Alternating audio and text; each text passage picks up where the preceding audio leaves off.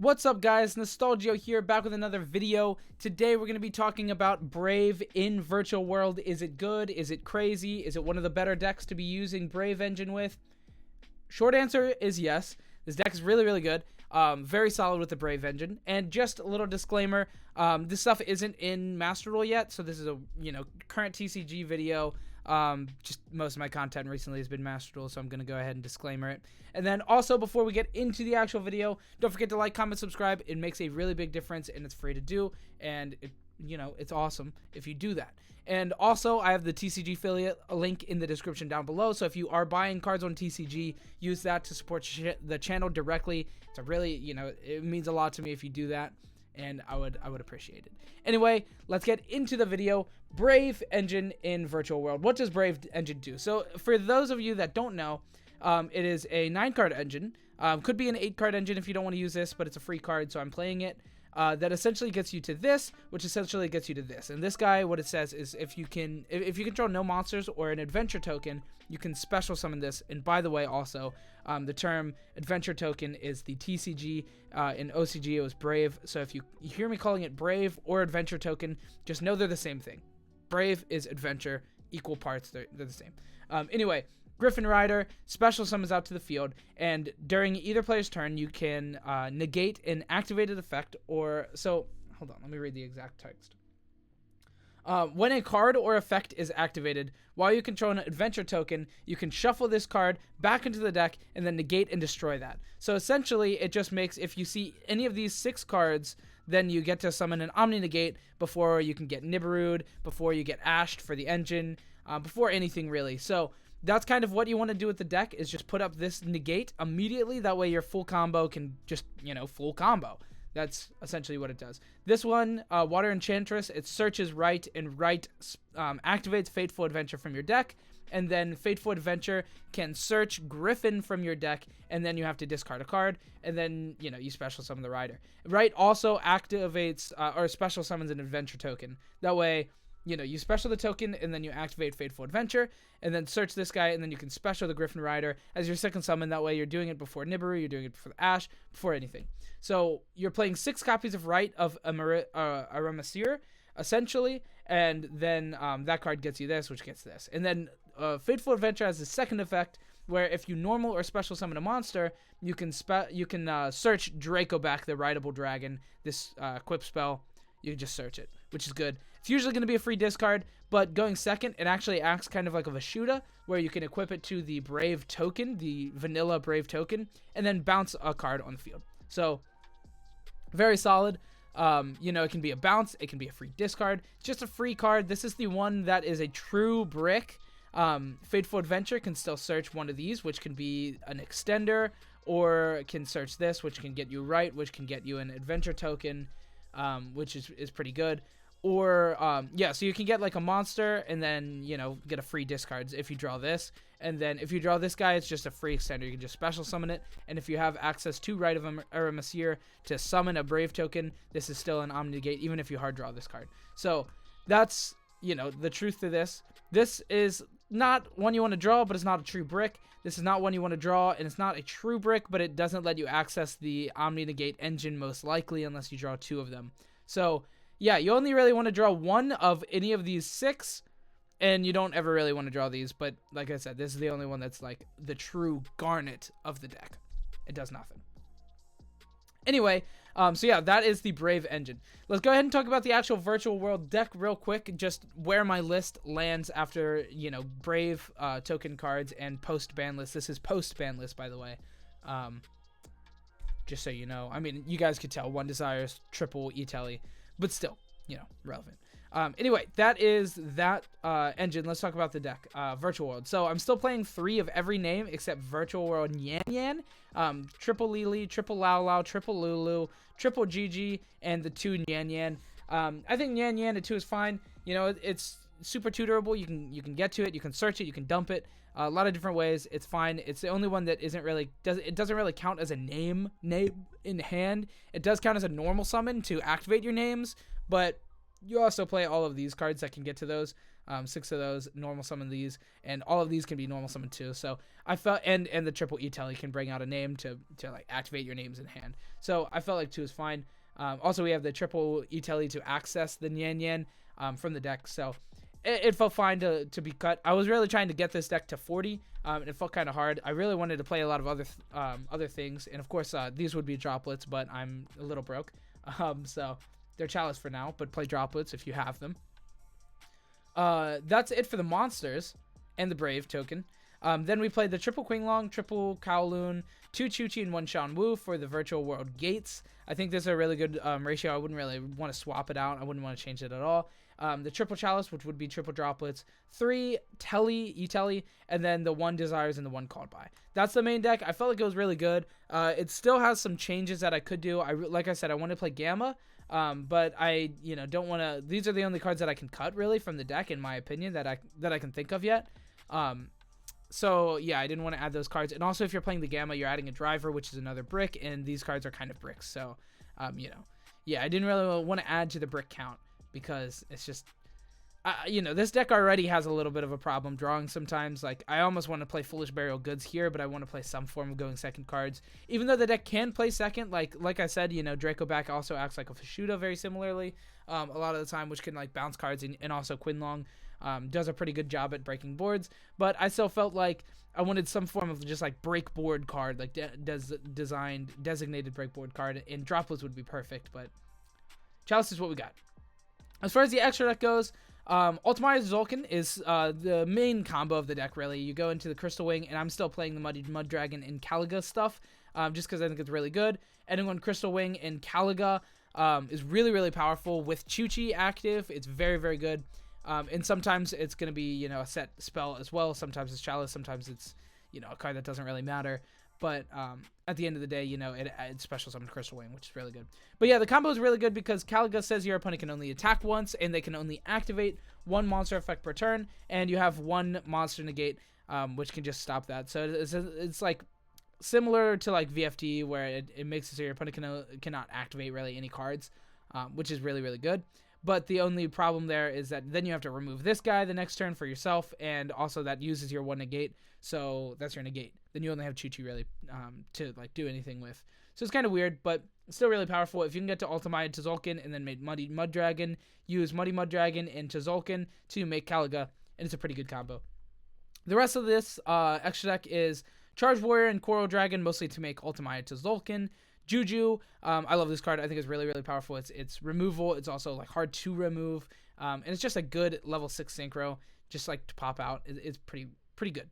Then 1 Shen Shen, 1 Vermilion, and 1 Baron. Baron is actually really solid in this deck. The adventure token that you generate is level 4, so using that in Lao Lao or that in Coral Dragon can make the Baron, which is really powerful because after you're done with your Omni Negate, from your, if you used the right, made the token, summoned the Griffin, and then your opponent didn't like interrupt anywhere, you can make Baron at the end of it instead of the Aramasir and the or instead of the token in Lao Lao, you can make that, or you can even make it with Griffin and Lulu, or Griffin and Yan Yan if it was special summoned by its own effect, because Griffin is level 7, which is pretty cool. So you have a couple different ways to make Baron, so it's definitely worth playing. It's very powerful. Omni Negate, it's scary. It pop.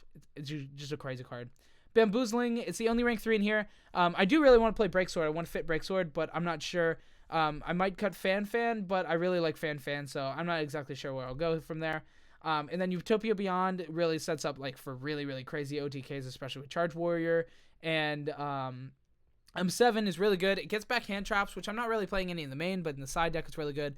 Post side, adding back Nib, add back Droll, anything like that, it's really powerful. Also the fact that you can send like Lao Lao, and sometimes you can like Qinglong to just search and then dump a guy and then make M7 and add it back, so that can be like an additional step you can add. And yeah, it's pretty good. And then the last card is Zeus, and yeah, that's really it for the deck.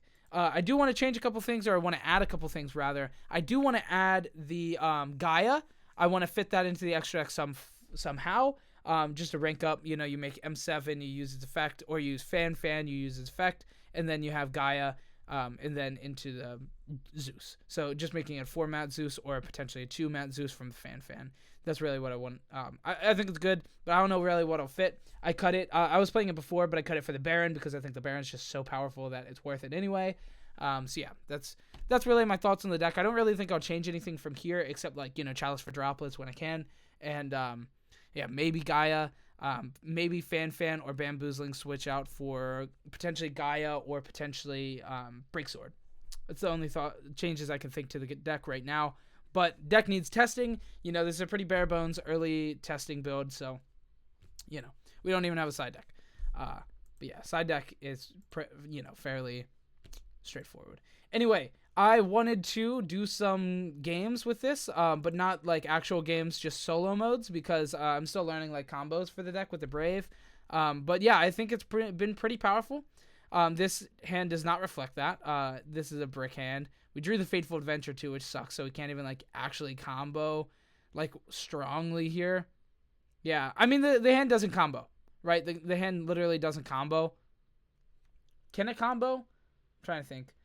So we can write, get the Enchantress, or like write, just activate a Brave token. It's an unfortunate one. We have to just activate it because we drew this. But we can get this, and then we can search. Yeah, this literally doesn't combo. So yeah, some solo duel gameplays here. The deck combo is crazy. Like, look at this hand. Like, this hand's really, really good. We have the discard Quinglong for the right. So yeah, let's just go ahead and combo. So summon a token. First off, you get a token, which is pretty good. And then we get to activate the Fateful Adventure. And here, so there's a couple of ways that you can go about this. So a lot of the time, if you don't have a discard to discard after searching the Wandering Griffin, you can normal summon or special summon first, and then activate this to search Draco back, and then discard the Draco back after searching Griffin. But here, I think we just activate this. So we just, boom, go ahead and declare that. I'm not going to actually declare every effect on here because we're talking, so I don't need to. But yeah, we're going to go ahead and do that. Search the Griffin wherever he is. And we're just going to go ahead and special him because he just special summons. And then we have to discard a card, so we'll discard the Quinglong to the graveyard. And now look at the hand. The hand is full combo, and we have an Omni Negate. So now my opponent, if they, if I go activate E-Telly and my opponent goes Max C, imagine we're in Master Duels. Or, or we go E-Telly, special out the Yan Yan, like I'm about to do. Special summon the Yan Yan. And then I go Lulu, declare Lulu, targeting the Yan Yan, right? Then my opponent goes Ash. Well, we have the Wandering Griffin. So now I could send this guy into the deck and then, negate Ash. And then this guy specials out, which is pretty crazy. And then we're playing the game. We're playing the game. Just like that. My opponent doesn't even know that I'm trying to play the game, and I'm allowed to play the game. It's a good time. Also, so here we go. Lulu special summons out. We'll go ahead and, do our combo here. Send this probably to the graveyard, and we'll search Kowloon, and then that'll activate, and we're gonna go ahead and activate this Chuchi while we're here. And then since we special summon this Lulu, we can activate the Fateful Adventure. Don't forget the actual trigger, because I just activated the Chuchi there, the Kowloon right after, but you need to hit the trigger. But yeah, search the Draco back, and now we're just full comboing from here, right? Send those guys packing, go for a Charge Warrior, draw a card, and then go ahead and Quinglong, banish the Quinglong. Go ahead and get us the Lao to the hand. Boom, we're playing the game. We're having a good time playing the game. We can Lao. Unfortunately, I think I misplayed. But it's fine. It's fine. We'll go ahead and reveal, because if I could have had the Gigi and the Yan Yan, then we could have had just like an easier synchro. But I think it'll be fine regardless. So we'll go ahead and Lao, target the Chuchi, of course. Special summon this guy in defense. And do all the combo. We're going full combo. It's probably like, I'm probably doing this kind of sloppy combo, but whatever. It's fine. Really, I'm just showing off that we can still combo after using the Brave engine. That's the big thing here. And then we special this guy. We special this guy. Don't forget to utilize this top spot, one of your top spots, because when we had the Wandering Griffin here, if my opponent didn't have a hand trap, we would have the Wandering Griffin still there, and then we would only have, you know, all the zones taken, so we would have had to special this guy up here. And then the Griffin would be where the Lulu is, and the Lulu would be, you know, where this guy was, and all that stuff, all that jazz, but it doesn't matter. We go ahead and synchro those guys together for an Ultimaya to Zulkin, and by synchro I mean special, or, you know, send. Set this guy, special summon the guy out here, the Crystal Wing, and then because I played this weird, actually no, never mind, we still have GG. So we can GG summon here, probably, I think I already sent Chi-Chi, right? Yeah, probably just send another Nyan Yan, to be honest, because this Nyan Yan's about to be banished. So send the other Nyan Yan to the grave. And then we can synchro summon those guys together. Yeah, this, I would have probably done it the other way, but it's all good. We can send back Chi-Chi if we actually wait here, so that's, like, even better. Special summon the Mud Dragon, and then use the Mud Dragon effect whenever we want to. We're not going to do that just yet. I still have the Shan Wu in the graveyard, so we can still go for something else here. We could make a rank 6 still, Ptolemy, and then get back follow-up, but we already have GG on end phase to add back Lulu, so we don't really need any more follow-up, so I think I would just want to go for Shen Shen here. So we'll special summon back, and I didn't use Lily yet, so we have to use like all of these effects to get to a Shen Shen here. So special summon the GG, discard this for the Shan Wu, and then, excuse me, and then banish the Chi-Chi, you know, target the, either one there, and then banish this guy, special summon out the Shen Shen. And then we have a very, very strong board, and we'll still use the Nyan Yan effect to put back the Chi-Chi. That way we just have that for, you know, the next turn. And then we'll activate the Mud Dragon effect, send itself and the Ultimaya to Zulkin to special summon the, where is the guy? There he is, Caliga. Boom. Now we have the live Chi-Chi pop, Crystal Wing, Caliga, Shen Shen, and a set Chalice from the Zulkin, or set whatever, you know, whatever that card is. Now the other play we could have done was there, instead of making the Shen Shen, actually go like with this hand, I should have made this other play. Instead of making the Shen Shen, we could have just banished the thing, special summon back the Lao Lao, and then we could have used the Lao Lao and the Brave token to make a Baron. So that's where the play can differentiate. That would be instead of this guy.